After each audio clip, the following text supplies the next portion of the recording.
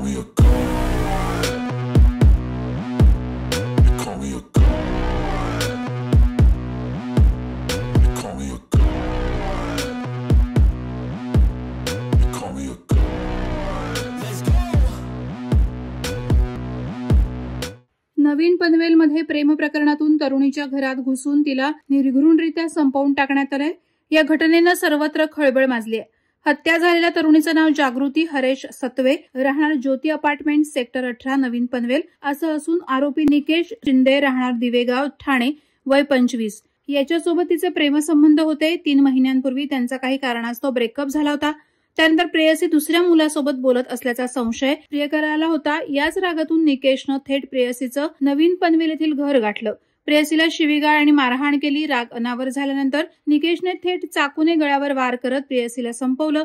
त्यानंतर त्याने आपल्या गळ्यावर देखील वार करून त्याचा प्रयत्न केला। यानंतर निकेशला थेट रुग्णालयात दाखल करण्यात आलं। या घटनेची माहिती मिळाल्यानंतर खान्देश्वर पोलिसांनी घटनास्थळी धाव घेत आरोपी विरोधात गुन्हा दाखल केला। या प्रकरणी पोलीस अधिक तपास करत आहेत। वादळवारा लाईव्हसाठी न्यूज ब्युरो पनवेल। नवी मुंबई व रायगड जिल्ह्यातील ताज्या बातम्या आणि घडामोडींसाठी सबस्क्राईब करा वादळवारा लाईव्ह चॅनल आणि दाबा बेल आयकॉन।